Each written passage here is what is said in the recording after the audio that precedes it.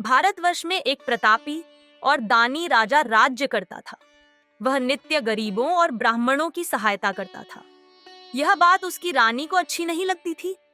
वह न ही गरीबों को दान देती, न ही भगवान का पूजन करती थी और राजा को भी दान देने से मना किया करती थी।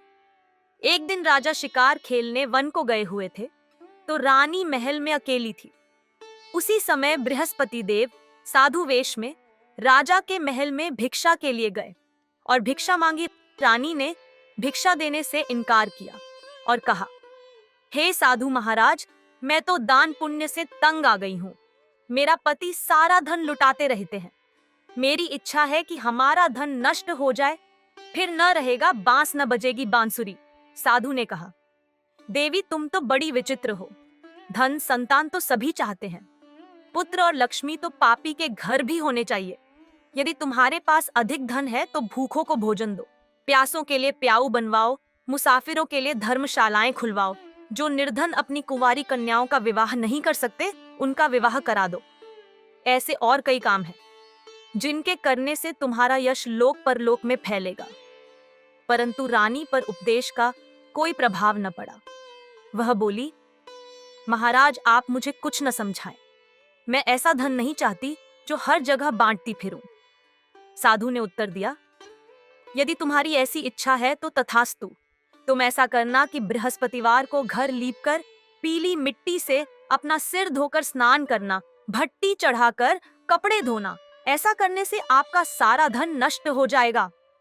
इतना कहकर वह साधु महाराज वहां से आलोप हो गए।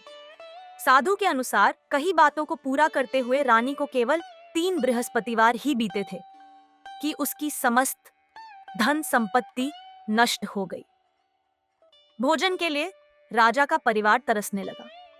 तब एक दिन राजा ने रानी से बोला कि हे रानी, तुम यहीं रहो, मैं दूसरे देश को जाता हूं, क्योंकि यहाँ पर सभी लोग मुझे जानते हैं, इसलिए मैं कोई छोटा कार्य नहीं कर सकता। ऐसा कहकर राजा परदेश चला गया। वहां वह जंगल से दही काट कर लाता और शहर में बेचता। इस तरह वह अपना जीवन व्यतीत करने लगा।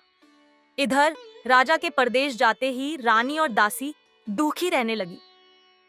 एक बार जब रानी और दासी को 7 दिन तक बिना भोजन के रहना पड़ा, तो रानी ने अपनी दासी से कहा, हे दासी, पास ही के नगर में मेरी बहन रहती है। वह बड़ी धनवान है। तू उसके पास जा और कुछ ले आ, ताकि थोड़ी बहुत गुजर बसर हो जाए। दासी रानी की बहन के पास गई। उस दिन गुरुवार था और रानी की बहन उस समय बृहस्पतिवार व्रत की कथा सुन रही थी। दासी ने रानी की बहन को अपनी रानी का संदेश दिया, लेकिन रानी की बड़ी बहन ने कोई उत्तर नहीं दिया। जब दासी को रानी की बहन से कोई उत्तर नहीं मिला, तो वह बहुत दुखी हुई और उसे क्रोध भी आया। दासी ने वापस आकर रानी को सारी बात बता दी। सुनकर रानी ने अपने भाग्य को कोसा। उधर रानी की बहन ने सोचा कि मेरी बहन की दासी आई थी, परंतु मैं उससे नहीं बोली, इससे वह बहुत दुखी हुई होगी। कथा सुनकर और पूजन समाप्त करके वह अपनी बहन के घर आई और कहने लगी, हे बहन, मैं बृहस्पतिवार का व्रत कर रही थी। तुम्हारी दासी मेरे घर आई थी, परंतु जब तक कथा होती है तब तक न तो उठते हैं और न ही बोलते हैं, इसलिए मैं नहीं बोली। कहो दासी क्यों गई थी? रानी बोली, बहन तुमसे क्या छिपाऊं, हमारे घर में खाने तक को अनाज नहीं था। ऐसा कहते कहते रानी की आंखें भर आईं। उसने दासी समेत पिछले 7 दिनों से भूखे रहने तक की बात अपनी बहन को विस्तार पूर्वक सुना दी। रानी की बहन बोली, देखो बहन, भगवान बृहस्पति देव सबकी मनोकामना को पूर्ण करते हैं। देखो, शायद तुम्हारे घर में अनाज रखा हो। पहले तो रानी को विश्वास नहीं हुआ, पर बहन के आग्रह करने पर उसने अपनी दासी को अंदर भेजा, तो उसे सचमुच अनाज से भरा एक गड्ढा मिल गया। यह देखकर दासी को बड़ी हैरानी हुई। दासी रानी से कहने लगी, हे रानी, जब हमको भोजन नहीं मिलता तो हम व्रत ही तो करते हैं, इसलिए क्यों न इनसे व्रत और कथा की विधि पूछ ली जाए, ताकि हम भी व्रत कर सकें। तब रानी ने अपनी बहन से बृहस्पतिवार व्रत के बारे में पूछा। उसकी बहन ने बताया, बृहस्पतिवार के व्रत में चने की दाल और मुनक्का से विष्णु भगवान का केले की जड़ में पूजन करें तथा दीपक जलाएं, व्रत कथा सुने और पीला भोजन ही करें।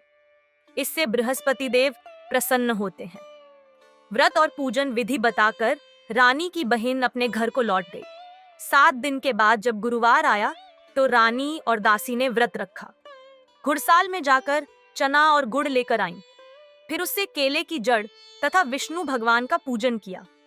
अब पीला भोजन कहां से आए, इस बात को लेकर दोनों बहुत दुखी थे। चूंकि उन्होंने व्रत रखा था, इसलिए बृहस्पति देव उनसे प्रसन्न थे। इसलिए वे एक साधारण व्यक्ति का रूप धारण कर 2 थालों में सुंदर पीला भोजन दासी को दे गए।